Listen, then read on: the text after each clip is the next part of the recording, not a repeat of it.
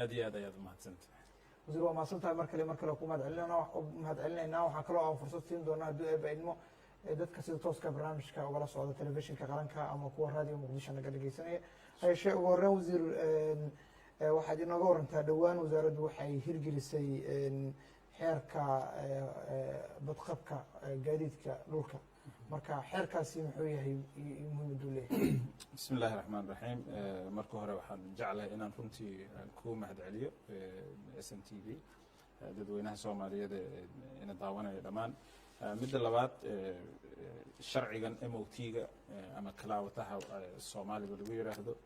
waa sharci soo jiray, hore u soo jiray. waxaa dhacaya muddadii hore in gawaarida sanadkiiba ay soo raadsadaan warqad caafimaad, gaarigu inuu bad qabo, inuu wanaagsan yahay, inuu jidka mari karo isagoo oonan dhibaato dadka u keenin. gawaarida iyada oo aanan la fiirinin, oon la tijaabinin, oo wax hataa aanan la arag ayaa waraaqahaasi la siin jiray markii hore. hadda waxaan joojinay inay sidaasi dhacdo, dadweynihina inay lacag ku bixiyaan, shaqadina aanan la qaban, baabuur aanan la arag, gaari aanan la ogeyn hataa mararka qaarkood inuu jidka saaran yahay in kale ayaa la siin jiray. marka hadda waxaan sameynay waxaa sida adduunka kale oo kale dowladda Soomaaliya waxay leedahay goobo la geyn karo baabuurka. goobahaasi sanad kasta waa in la geeyo gaariga, la soo tijaabiyo inuu bad qabo. haddii gaarigu uu bad qabo ama uu fiyow yahay ama caafimaad qabo, jidka ayaa loo fasaxaya inuu maro. waxaa la siinayaa calaamad lagu dhejinaya, traafikaha iyo booliiska kulli ay ogyihiin baabuurkaasi inuu u istaahilo inuu jidka maro. haddii baabuurka uusan istaahilin inuu jidka maro, waxaa la hakinayaa maritaankiisa jidka ilaa laga soo hagaajiyo. for example, gawaarida aad aragtay muqaayadaha aan lahayn oo kale, gawaarida aan breyga lahayn ee maalin kasta aad arkaysa meel kasta ku gadoomaya,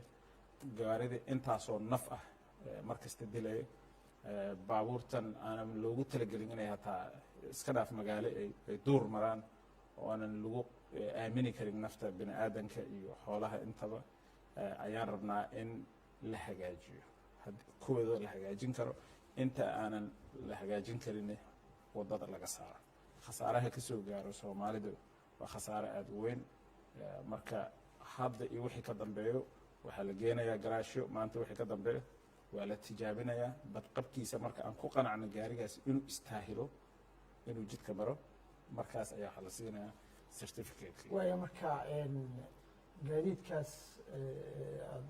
hubinaysaan badqabkooda dadkii ka shaqeyn lahaa, hawshaan qaban lahaa, wasaaraddu miyay diyaarsan? marka ugu horeysa wasaaraddu wax kasta iyada ma qaban karto.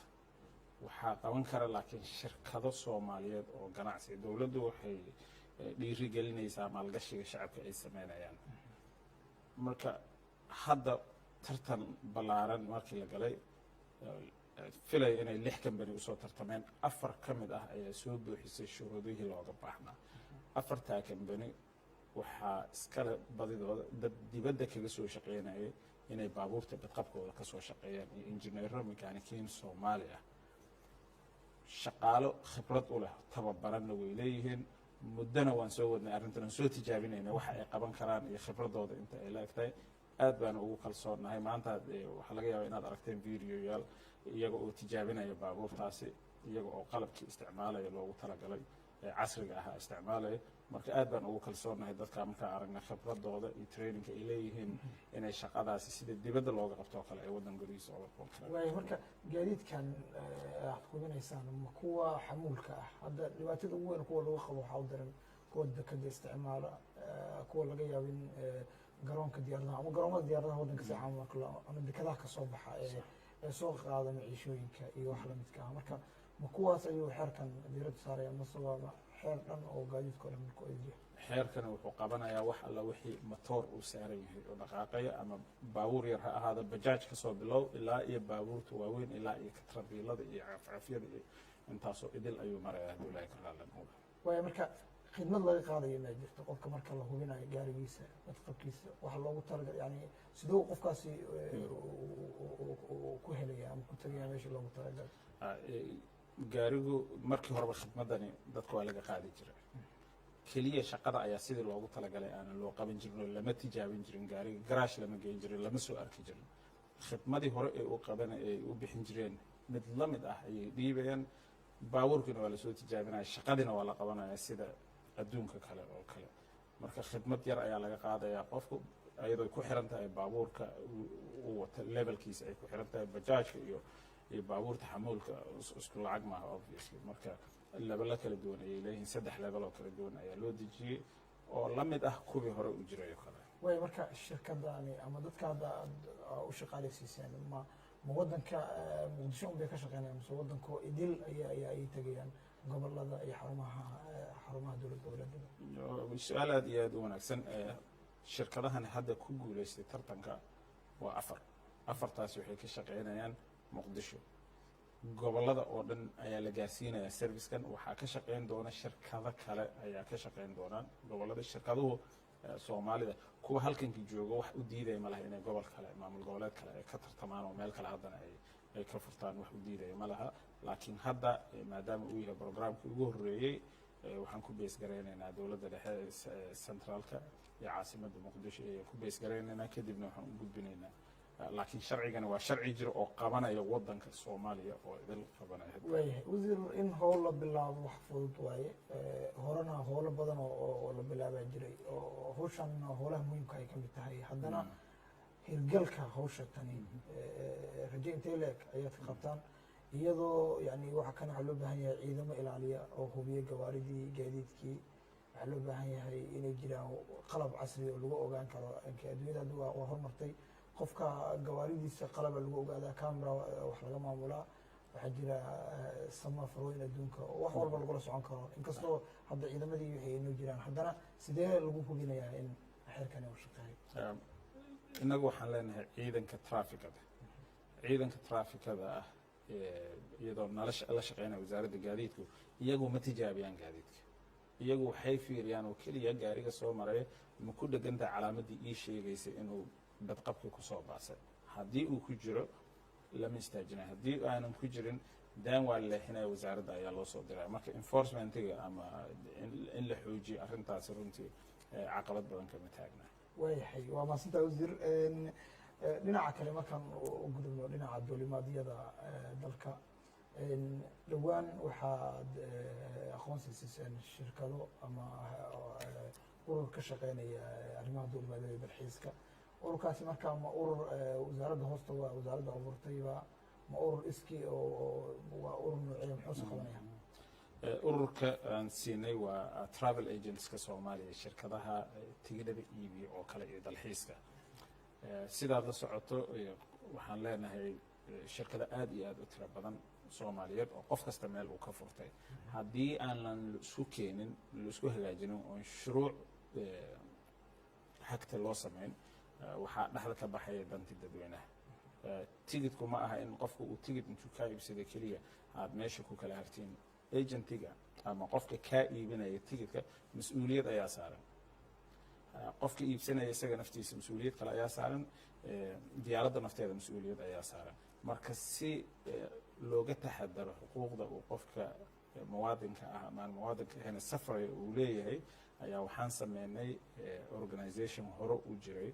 oo isu soo abaabuleen ganacsato soomaaliyeed oo ka shaqaysa tigidhada iyo dalxiiska ayaa isku soo abaabulnay innagana shuruucdii ayaan la dhisnay waan isku toosinay iyaga ayaa iskale iyaga ayaa isku maamulaya annagana overside ayaan leenahay waan la shaqeynaa oo keliya marka waa ganacsato soomaaliyeed isu tegay sida qolada la yidhaahdo AOC-ga airline operatorska oo kale oo isu tegay ururka diyaaradaha oo kale sida ururka gaadiidka oo kale sida rugta ganacsiga oo kale sidaas oo kale oo dad u habaysan oo aan rajaynayn inay wax badan kusoo kordhin doonto danta dadka safaraya way marka kol horena waxaa jirtay in wasaaraddu amara ay soo saartay oo si caamana u qabanayay diyaaradaha iyo garoomada diyaaradaha dadka ka duulaya marka amaradaas waxaa ka mid ahaa in dadka waqtigan looga lumin garoonka diyaaradaha in diyaaraddu aanay ku shirkada diyaaradaha aanay ku takrifalin mararka qaar rakaabkooda marka amaradaasi oo bartamii sanadkan aad soo saarteen ama horlaantii sanadkan maxaa uga hirgelay wasaaradda gaadiidka runtii waxaan sameynaa surveys waxaa noo jooga shaqaale airbortka maalin kasta inoo soo sheegaya diyaaradda xilliga ay ahayd inay baxdo iyo xilliga ay baxday iyo farqiga u dhexeeya diyaaradaha xilliga loogu talagalay aanan bixin ee muddo aad u dheer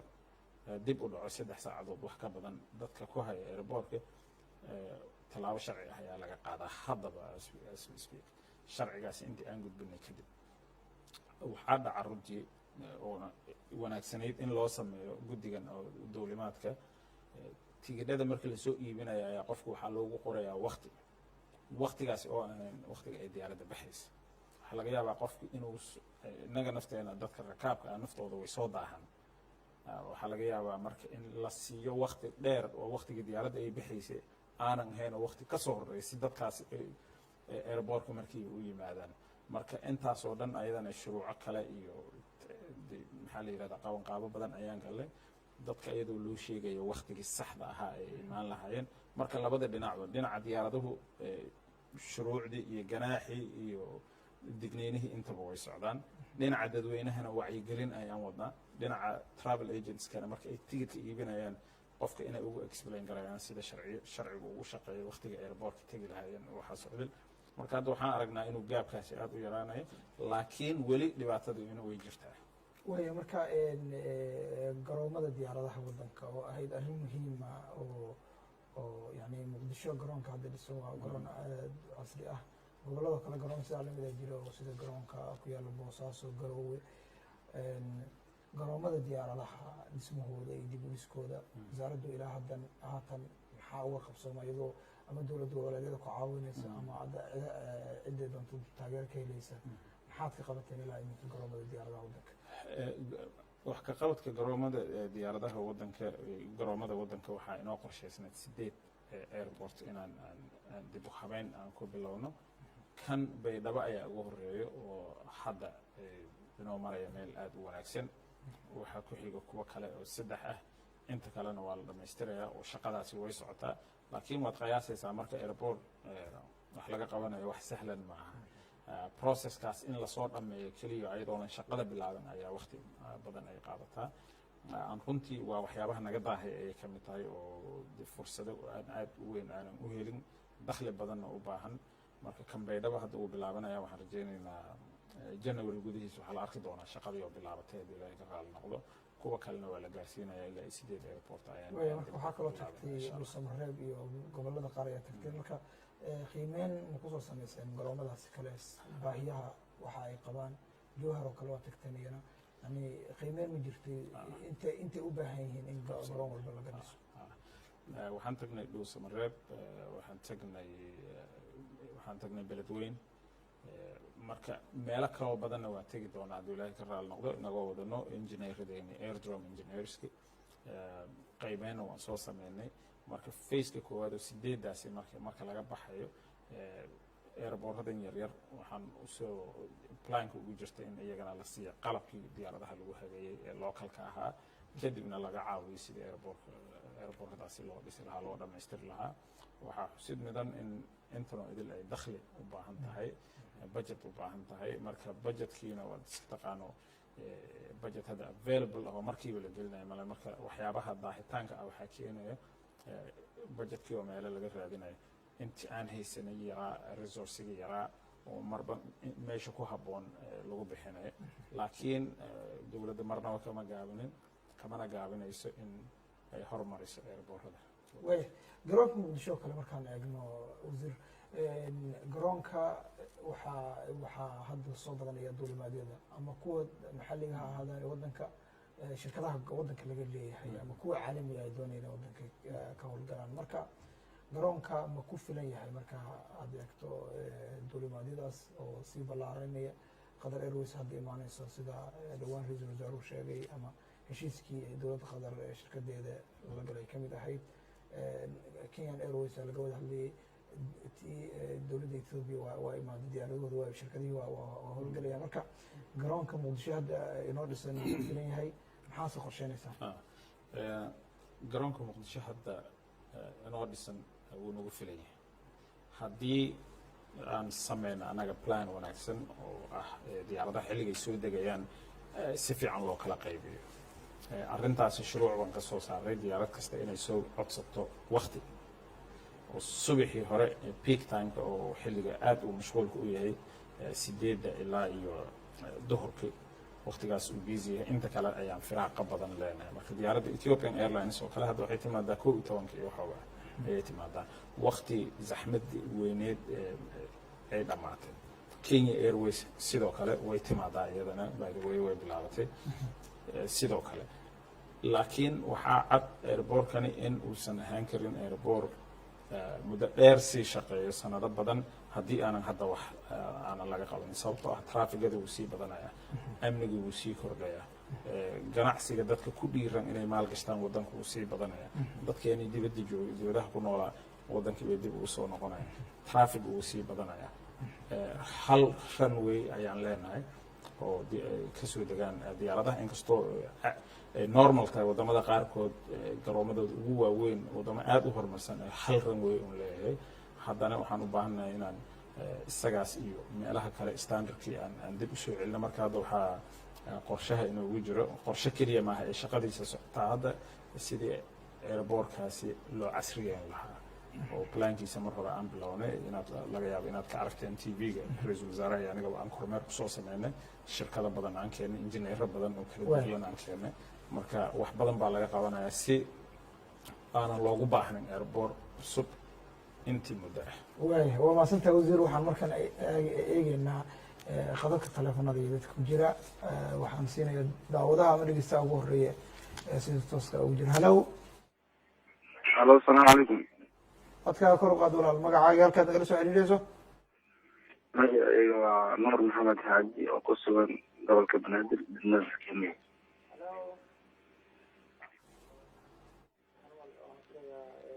codkaa gaaban waa ku jira walaal waa ku halow asalaamu calaykum halow magacaaga iyo halkaad nagala soo xiriirayso nuur maxamed xaaji oo ku sugan gobolka banaadir degmada Kenya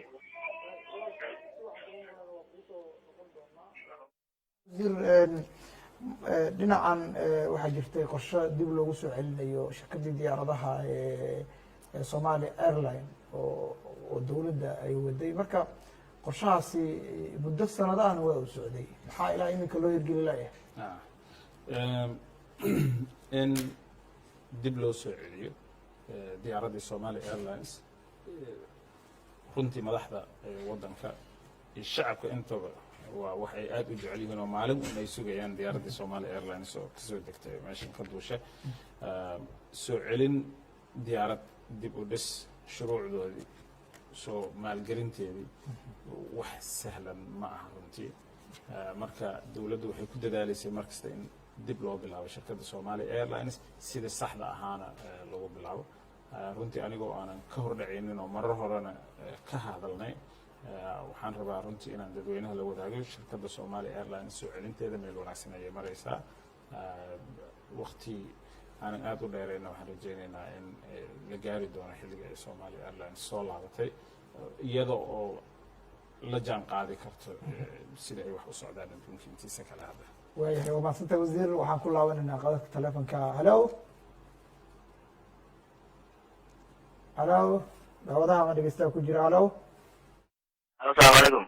وعليكم السلام والله magacaaga halkaad nagala soo xiriirayso جمعة أسد عبد الشكور أحمد هذه وزير محمد الله عمر والسلام يا معي وعسيس الجوبات دقمة الشنقانية مقالة المقصو magacaaga ku celi codka adiga وعبد العزيز أقول عبد العزيز أحمد علي cabdicasiis ama cali cabdicasiis haye shingaani nagala soo xiriiraysaa maxaad weydiinaysaa wasiirka أنا فرحان هاي صوبتها وحافظة وزير محمد الله عمر وزيرك يعني أرتا وحنا رأى وزيرك هذا المدينة يعني كشيء عبد الشكور هو وزيرك كلية أنا كنا هاي يعني فادس بها بالشدة وأنا وزيرك هذه أضو عضو أما قرر أضو قرطو كعيد جواب ورنتي وزير هذا ما تنتهي وحنا رأى سؤال يطرينا نوصل وزيرك سؤال شبه حتى يقول وزير واحد نوشك إن garoonka uu shaqeynayo habeen iyo maalin runtii shaqaalaha Soomaalida ee garoonka shaqeeya waxay soo rawaxaan 11 ama 5 galabnimo habeenkiina diyaarada ayaa maqlaa runtii maalmihii xadka u jiray waa arkeenay in diyaaradaha habeen soo degayeen wasiir habeenkii duul aan soomaali ahayn ayaa airportka muqdisho ku shaqaysta mana naqaano idinkana waxaad noo sheegteen in garoonka habeen uu shaqeeyo garoonkan cid habeen kasoo degto soomaaliyeedna ma aragno runtii dad wasqabalada runtii mudane wasiir waxaan kula talinaa in habeen iyo maalin garoonka si dhaba looga shaqeysiyo maadaama qalabkiisu u dhamaystiran yahay shaqaalihii uu dhamaystiran yahay mida talaada aan usoo jeedinana waxa waaye wasiir shirkad waxaa maamusha turkiya oo garoonka daraadna waan arkay inaad wadahadal la gasheen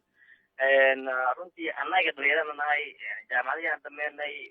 ma heyno runtii shirkadahan oo qadarashada la siinayo waa in master looga dhigaa in dhalinyarada soomaaliyeed ay shaqo siiyaan sababtoo ah waxaa macquula hadda waxaan aragnaa dad afrikaan dad ajaniba inay garoonkeena muqdisho ka shaqaysanayaan oo inta lacag ka shaqaysanaya waddankooda u dhisanayaan annagii waddanka leena waan ka bahannahay mudane wasiir marka taas balaha dib aa loo fiirsho waana maasidin cabdishakuur abuwaadno kusalaamaya t v qaranka dhammaan wasiir omarna mar kale waan waxbaryara waan umadeernaya weliba waxaan ka warqabaa dadaalkiisa uu jiro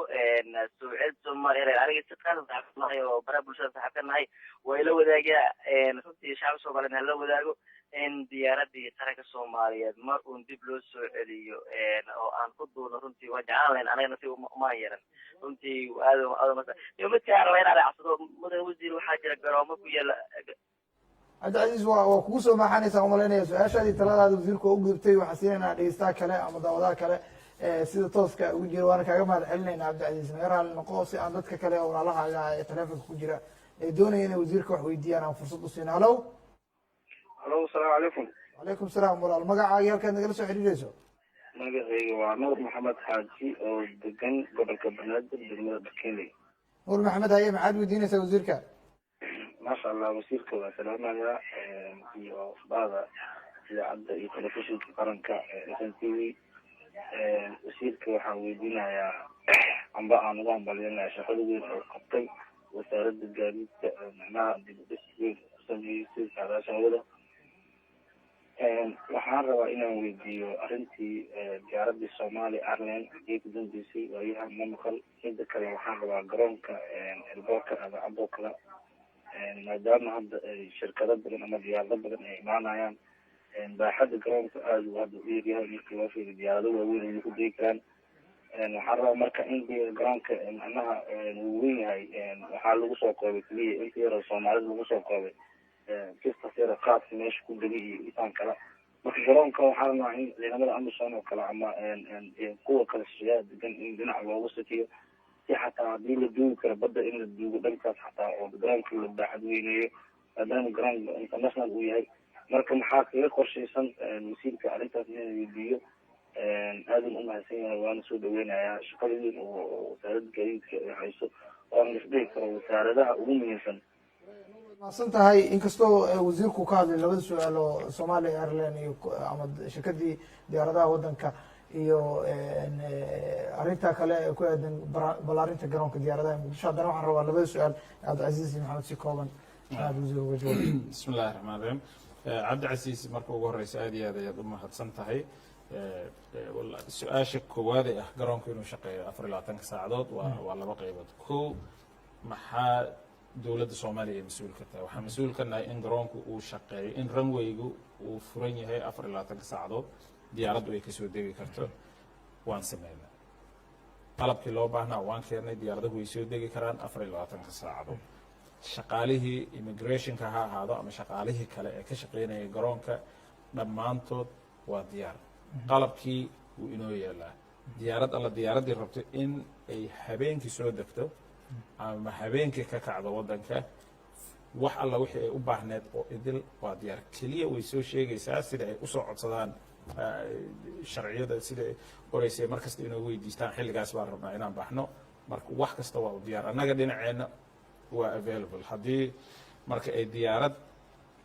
diyaar u ah caaw inay baxdo kale aynan jirin dan waxaan sameynaa garoonka lagama baxo laakiin annaga wixiina laga rabay waa diyaar xilliga xajkoo kale xilliyada qaarkooda biisig ah oo kale waad aragteen diyaaraddu habeenii maalinba way socotaa waxaa jira habeenada qaarkood hadda xilliga xajkoo kale 3-4 jeer ay diyaarado ay ka baxayeen habeenkii ilaa iyo waaga uu baryay ay diyaaradahu si toos ah u socdeen marka arrintaasi way jirtaa arrinta shaqaaleynta dhalinyarada oo cabdicasiis uu aad iyo aad ugu saxsan yahay hadda diyaaradda Ethiopian Airlines oo kale marka ay bilaabatay dhalinyaro Soomaaliyeed ayaa laga shaqaaleysiiyay dowladda Ethiopia ama diyaaradda Ethiopian Airlines hal qof oo keliya ayaa u jooga meeshaasi dhammaan inta kale ee meesha ka shaqaynayso waa dad Soomaaliyeed qof kale kama shaqaynayo Kenya Airways marka ay timaado waa sidoo kale waxay u baahanaysaa shaqaale waxay u baahanaysaa agents kulli waa Soomaali laga yaabo hal qof oo representative ah inay halkan u soo dirsato laakiin arrintaas waa arrin aad iyo aad inoogu weyn waxaad aragtaa dhalinyarada Soomaaliyeed inay shaqo u baahan tahay dhammaan jaamacado ka soo baxay oo meesha jooga dhibka annaga ayuuna haystaa annaga ayaa aragno marka arrintaasi waa arrin aad iyo aad u wanaagsan Cabdicasiis uu soo jeediyey hawsheedana waan ku jirnaa arrinta Nuur oo ka hadlay dhinaca ballaarinta airportka waxaan 2 bilood ku mashquulsanayn ama 3 bilood qiimeynta sidii meelaha ugu habboon ee la ballaarinayo iyo sidii loo ballaarin lahaa iyo budgetka meesha looga keeni lahaa waxaan aad ugu faraxsanahay inaan idinla wadaago in plaankii lagu ballaarin lahaa uu dhammaaday waa runtiisa Nuur dhinaca badda ay ka soo gasho airportka runwayga biyaha ayaa ku soo dhawaado marka plaankii waa la soo gabagabeeyey badda inaan ka xirro meel aad uga fog si biyuhu marnaba ayna ugu soo dhawaan karin airportka ilaa iyo 100 mitir badda gudaheeda ayaan soo xiraynaa aan duugi doonaa haddii ilaahay ka raali noqdo si airportka standardkina loogu soo celiyo labo aan u helna baaxad weyn airportkeenana ayna waxba u gaarin ilaa iyo 20-30 sano oo kale ayadoona wax kale laga qaban uu u shaqayn karo marka biyihii meesha ay joogaan gudaha ayaan ugu tegi doonaa haddii ilaahay ka raali noqdo iyadana plankeeda iyo lacagta ku bixi lahaa waxoo idil way soo dhammaatay oo waa soo gabagabeeyey mar hore waa maasanta arrinta shirkadda diyaaradahana waa tatabara uga hadashay waxaan siinayaa daawadaha kale ama dhegeystaha sida tooska barnaamijka ula socda hadduu eeba idmo haddii una maqlay halow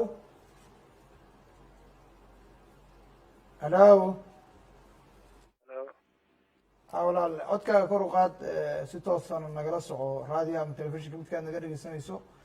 magacaaga iyo halkaad nagala soo xidhiidhayso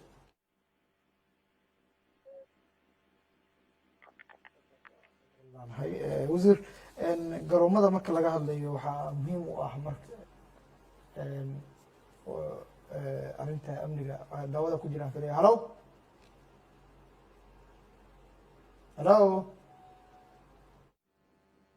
asmaqla nahay welito asalaamu calaykum doonaya inay wasiirka su-aalo weydiiyaan waxaan ka codsanaynaa in telefishin hadday naga daawanayaan iska fogeeyaan radio hadday naga daawanaya dhegeysanayaan sidoo kale halo halo asalaamu calaykum wacalaykum salaam walaal magacaaga halkaad nagala soo xidhiidhayso magacaygu waa maxamed bashiir samadoon jooga magaalada muqdisho khaasatan warta nabadda maxamed bashiir walaal maxamed haye maxaad su-aal weydiinaysaa ama talo horta ugu horreyn waxaan salaamaya wasiir Omar iyo adigoo barnaamijka diinayo shukuri dhammaan TV qaranka Soomaaliyeed aan mahad celinayo ummadda Soomaaliya shaqada u haysan wasiirka waxaan weydiinayaa ayadoo wuxuu wada barnaamij aviation ka macnaha dhalinyarada Soomaaliya loo tababaro iskuul loo furo oo Turkiga weyn kadibna lagu shaqaaleysiiyo waxaan weydiinayaa wasiirka meesha barnaamijkaas uu ku dambeeyey iyo la xisaabtanka ajaanibta imaanaysa waddanka ee ka shaqaysanaysa sida looga xisaabtamayo iyo sidii loo xadidayo macnaha fursadaha ka jira shaqada airportka gudihiisa iyo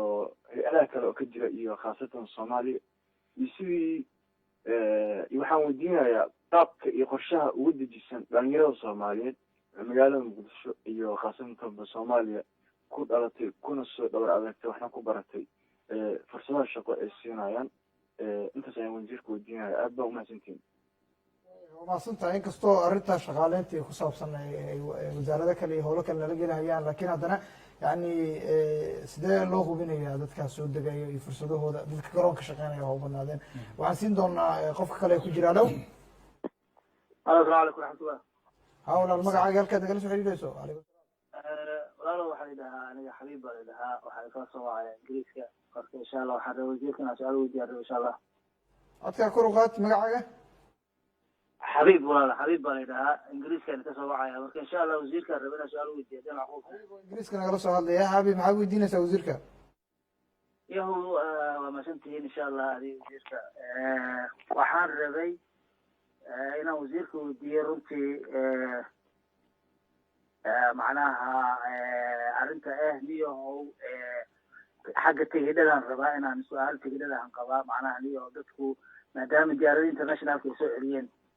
qelalaa siiyo marka macnaha lacagta markaan soo baxeeno hadii aan qurba joognahay oo aan wadanka rabno inaan nimaano lacagaha halkaan oga soo baxno oo wadankaan ku nimaano lacaga aada u tiro badan waa ajensiyaal baana lacagtaas macnaha runtii muxuu ahaa maamulo oo inteed doontaan saartaan marka taa waxaan ku leeyahay hadda ku hor diyaaradaan kasoo raacay halkaan ingiriisaan kasoo raacay oon ku yimid muqdisho ku yimid Turkish Air 1,050 baan kusoo raacay online markaan ka fiirinana Soomaali ahaan aan soo marayno transit Turkey meelaha soo marayna waa ka qaalisan yahay ajensiyaashan 1,050 bay ka sinaan 1,100 baa laga gadaya marka niyahow arrintaas marka waxaan ku yaqiinsaday macnaha islaan isla soconay xataa laftigeeda waxaan weydiiyey Nairobi socotay macnaha inta tigir kusoo goosatay waa soo wareysanay waxay ii sheegtay $400 kusoo goosatay $400 marka niyahow arrinta markii maxaa uga macnaha qorshaysan wasiirka xagga tigidhada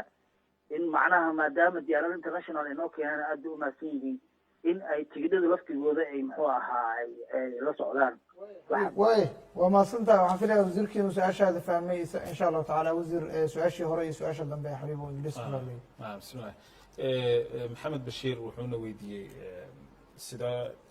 loo hubin karaa dadka ajnabiga ah ee waddanka imaanaya runtii innaga waxaan mas-uul ka nahay airportka wasaaradda gaadiid ahaan wax ajnabi ahoo runtii inoo shaqeeya maba jiraba in the first place dadka kale ee yimaada ee ka shaqeeya meelahana waxaan marsiinaa shuruucii saxda ahayd inuu qofku leeyahay work permit shaqadiisa in loo baahan yahay oo kale ahmiyad ay leedahay qof Soomaaliya oo qaban kara xilligaasna uusan jirin marka laakiin innaga hadda dhibaato badan dhib badan nagu haysa maaha wasaarad ahaan laakiin waa dhibaato guud waxaana filayaa inuu aada uga hadlaya maxamed bashiir dadka aanan skillska lahayn ee dibadda intii laga keeno waddanka ka shaqeynaya waa dhibaato na haysato aan filayna inaan ka gudbi doono mar dhow hadduu ilaahay ka raali noqdo dhinaca shaqaaleynta dhalinyarada Soomaaliyeed sidaa la socoto markii aan halkan kusoo wareegnay dhammaan dadka ajnabiga ah ee hayay jagooyinka waaweyn aan ku bedeli karna dad Soomaaliyeed waan ku bedelnay dad Soomaaliyeed aan ku bedelnay intooda kalena waxaan raadinaynaa sidii aan ku bedeli lahay dad khibradooda leh shaqo abuuris badan ayaan airportka ka sameynay dhinaca civil aviation kana waan ka sameynay waana ku tala jirnaa xanuunka ay dareemayaan dhalinyarada Soomaaliyeed shaqo la'aanta ah runtii mid ka badan ayaan inaga dareemaynaa sababtoo mas-uuliyad ayaa inaga nafteena inaga saaran sidii ay shaqo ku heli lahaayeen marka arrintaas sympathy badan ayaan u haynaa waana ka dadaalaynaa insha allah tacaala xabiib oo ingiriiska ka soo hadlay wuxuu ka hadlay arrinta tigidhada sababta ugu horeysa aan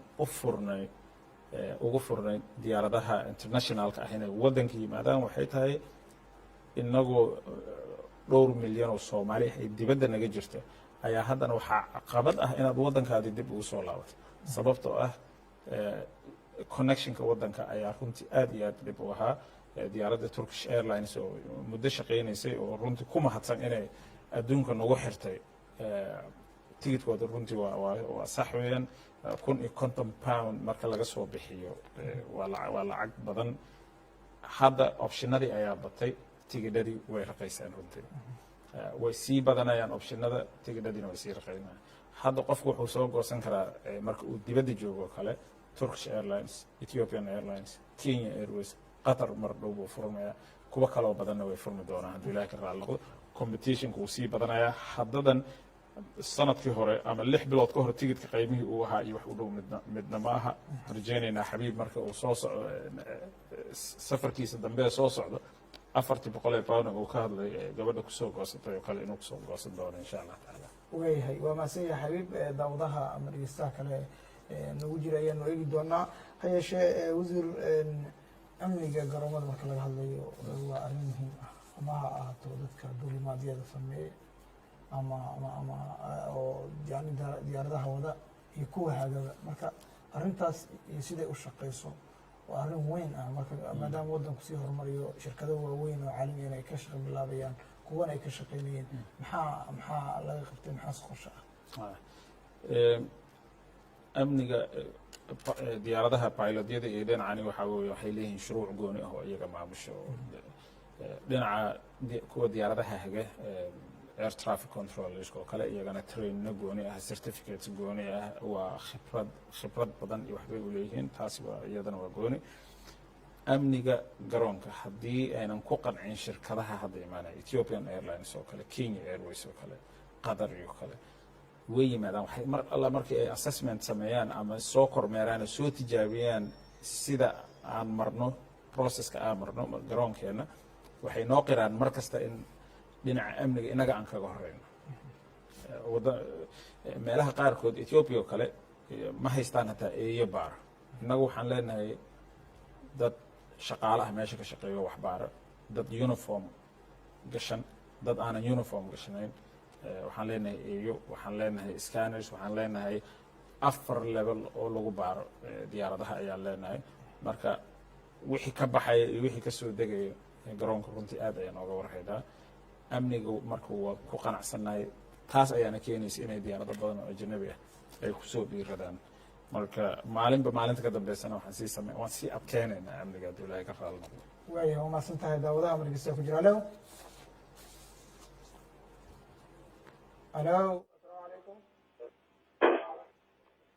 السلام عليكم. وعليكم السلام walaal haddaad maqlayso magacaaga halkaad nagala soo xidhiidhayso waxaan kala soo hadlayaa London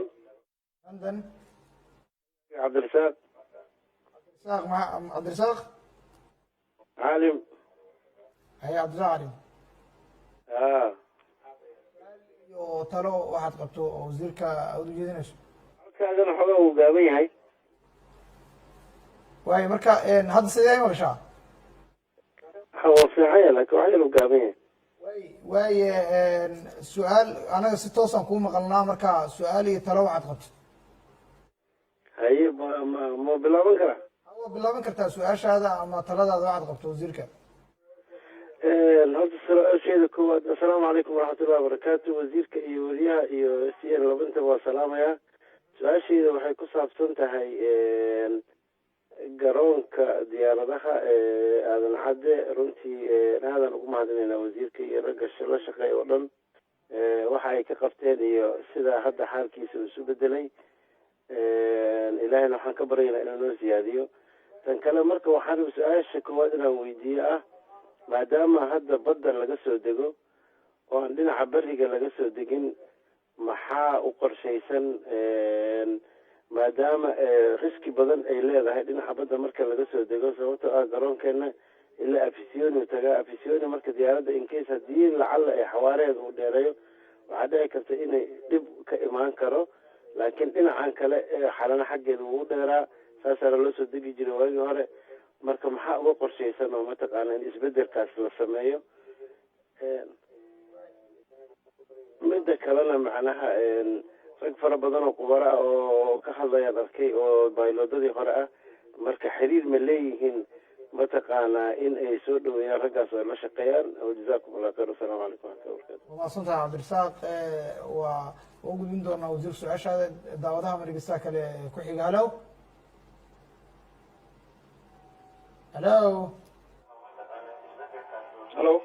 walaal haddii aad raadiyo ama telefishin nagala socoto fadlan iska foge ama iska demi si toosa khadka ugu jirtaa magacaaga iyo halkaad nagala soo xidhiidhayso asalaamu calaykum salaam barnaamijka waan ku jiraa sooma si toosa ugu jirtaa marka haddii aad meel kale nagala socoto fadlan iska foge ama ka fogo ama iska demi magacaaga halkaad nagala soo xidhiidhayso su-aashaad qabto magacaygu waa cabdiqani waxaan ilaga soo xiriirayaa dalka jarmalka wasiir omar aad baan u salaamayaa subax wanaagsan waxaan leeyahay aliyey dadka soomaaliyeed shaqo wanaagsan u qabataa tahay intaas waxaan leeyahay bogaadin haddii aan usoo galo su-aalahayga haddaan usoo galo waxaan weydii lahaa master omar diyaaradii ethiopia Somali Airlines goormee bilaabanaysaa goormaa la bilaabi doonaa oo rajadu xaggee maraysaa diyaaradii Somali Airlines midda kale aan ku darsanahay waxa waaye diyaarada internationalka way soo bateena dhahday sida Ethiopia Airline, Kenya Airline, markii qadka amba wax raadisna Turkish Airline unba arkaysaa ayaduna macluumaad hadda oo faahfaahsan oo hadda lasoo goosan karo ma arkin inkastoo ay tahay ilaa Kenya inaad soo goosan kartid kadib aad haysan kartid diyaarad kale taasaan ka dhihi lahaa yani taasaan ku weydii lahaa midda saddexaad maasanta cabdiqani oo jarmalkii nagala soo xiriiraya su-aashii hore ahayd Somali Airline ama shirkadii diyaaradaha ee Soomaaliya wuu ka jawaabay wasiirka laakiin arrintan kale oo ku saabsan dadka dhibka ay qabaan oo shirkadahan internationalka ah ama caalamiga ah ee ayagana aynay heli karin inay codsadaan iyo weliba anaa sii raacsanaye diyaaradii Qatar Airways dhawaan la ballan qaaday waqti rasmi ah ay u bilaaban doonto bismillah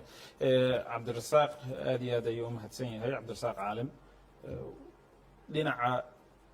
Soomaaliya waxaan leenahay inaga hal runway Muqdisho marka maadaama hal runway aan leenahay xilliyada kala duwan ee sanadka dabeeshu marba dhinacay ka timaadaa marka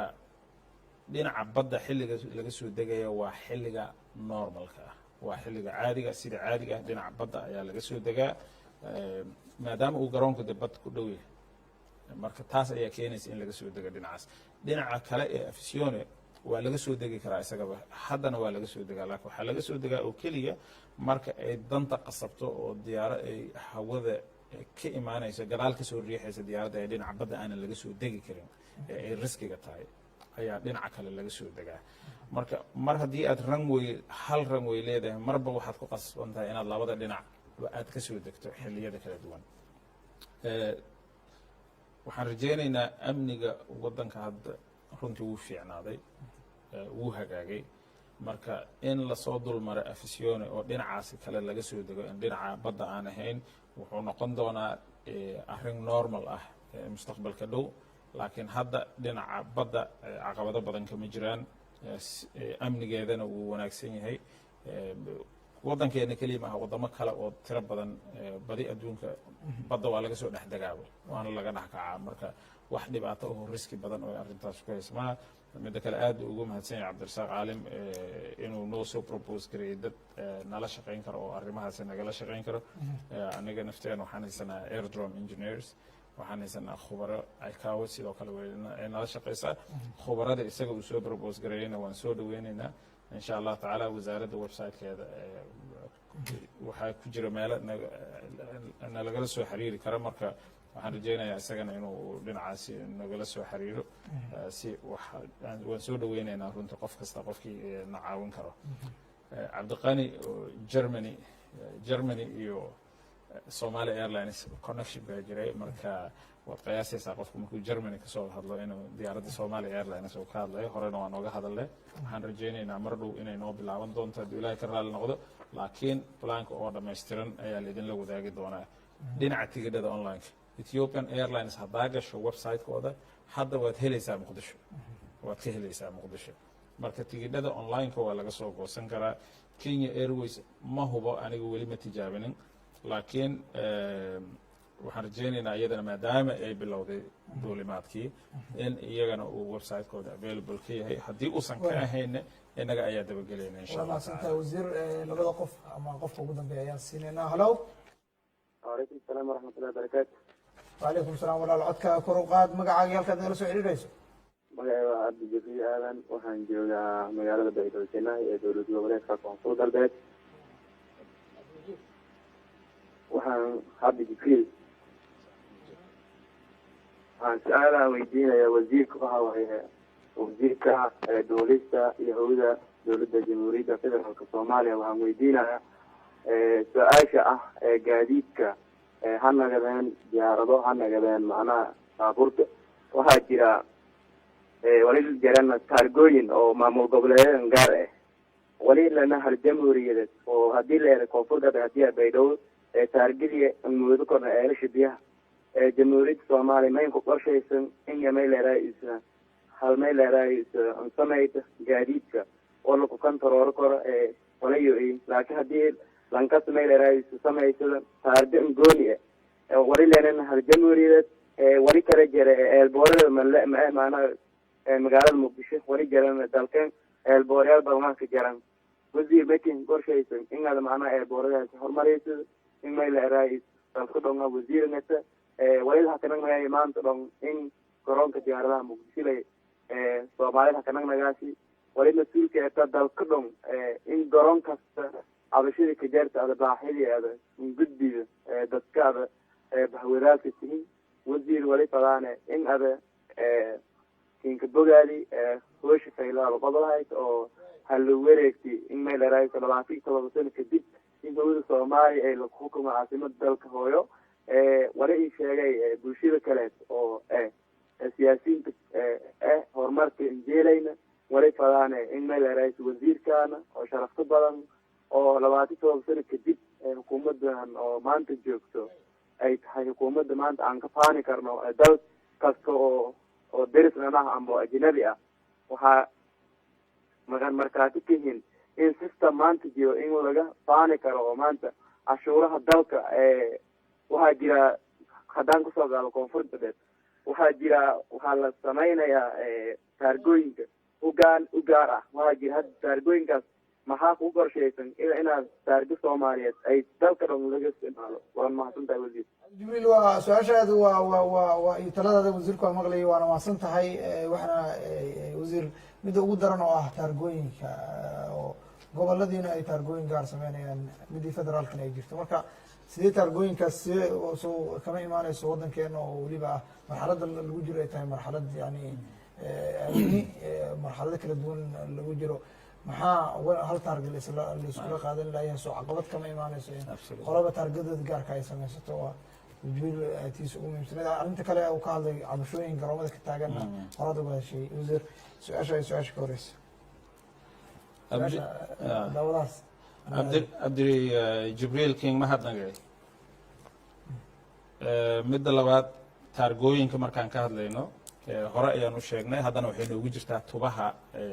la socotiin tubta dhaqaalaha ayay noogu jirtaa in waddanka oo dhan uu yeesho taargooyin hal meel laga xukumo hal meel laga maamulo iyada oo maamul goboleedyadana ay xaq u leeyihiin inay daabacdaan koonfur galbeed waa example aada u wanaagsan ayuu ahaa maanta taargada laga bixiyo koonfur galbeed xafiiskeena muqdisho ayaan ka arkaynaa taargadaasi iyo baabuurkaas detailskiisa maantaba sida uu noo hagaagsan yahay arrintaas gobollada kale isagana maamul goboleedyada kalena waan gaarsiinaynaa sanadkii hadda ahaa lasoo dhaafay ayaan heshiis ku gaarnay innaga iyo maamul goboleedyada in aan mideyno taargooyinka runtii caqabad weyn ayay arrintani ku tahay shacabka soomaaliyeed waxaa laga yaabaa inaad ka timaado maamul goboleedka ugu dhow koonfur galbeed intaa ka soo baxda muqdisho markaad soo gelaysa haddana intaad furta aad taarga kale ku xirato ama lagaa qaado canshuuraad badan iyo marka waxaan barnaamijku inoo degsan yahay waan kala saxiixanaa innaga iyo maamul goboleedyada heshiiskii koowaad implementationkiisa ayaan hadda ku jirnaa marka insha allah tacaala arrintaasi way soo gabagaboobaysaa hadduu ilahay ka raali noqdo waaya wasiir aada umahadsan tahay arrinta qaybidda barnaamijkaanu soo gaarnay alaabaha dadka garoonka markay kasoo degaan boorsooyina la waayaa oo dadka qaar oo rakaabka oo diyaaradaha la socday waayaan garoonka waxaa leeyahay qaybihiisa skeedka waxaa lagu arkaya boorsooyin aada u badan oo yaallo mararka qaar dad baafinay arkaysa marka arrintaasi garoonka muqdisho iyo garoomada kale lamidka ah maxaa wax looga qaban layahay in dadka ay boorsooyinka uga dhex lumaan garoonka iyo xiriirka arrintaa kusaabsan shaqada kusaabsan arrintani waa runtii arrin dhib ah laakiin dhibku innaga keliya naguma aha garoomada adduunka oo dhan meel alla meeshaa tagto waxay leeyihin kayd lagu kaydiyo boorsooyinka ka luma dadka rakaabka ee dadka safraya innaga midkeena weliba way kasii xag jirtaayo waxaa laga yaabaa qof aanan hore u safri jirin oo kale diyaarad qaadin waxaa laga yaabaa diyaarad deg deg ku baxaysay diyaaradihii hore ee intaanan shuruucdii soo dejinin waxaa laga yaabaa diyaarad meel u socotay oo meel kale usii qaadatay boorsooyinkeeda marka intaasoo dhan waa runtii caqabad waa caqabad dadka haysato waxaan la soconaa dad badan oo ama turkiya ka yimid ama meelo kale ka yimid oo boorsooyinkooda dhowr bilood ay ka maqan tahay meel wanaagsan oo lagu kaadiyo way leeyihiin shirkadaha diyaaradaha ayaga naftooda mas-uuliyad weyn ayaa saaran mas-uuliyad xuquuqda rakaabka wax la yidhahda ayaan sameynay oo hadda arrintaasi ay keentay inaan aad u dardargelino sidii dadka bixitaankooda iyo dadka connectionada loos gareeyo iyo dadka boorsooyinka ka dhumo rightskooda ay u heli lahaayeen guddigan cusub ee aan sameynay tigidhada iyaga naftooda qayb ayay ka yihiin xalka arrimahaasi diyaaradahu meeshii aad tigidhka ka goosatay marka aad dhibaato kala kulanto boorsooyinkaadaas inaad dib ugu noqon karta iyagana ay diyaaradda iyo garoonka intaba ay la xiriiri karaan waa caqabad jirto wayna jiri doontaa laakiin in aan si aan soo yareyna inta ugu macquulsana dib ilahay ka raadno way wasiir waa mahadsan tahay ugu dambeyn waxaan rabaa inaan ku weydiiyo arrinta toddobaadkan aad loo hadalhayay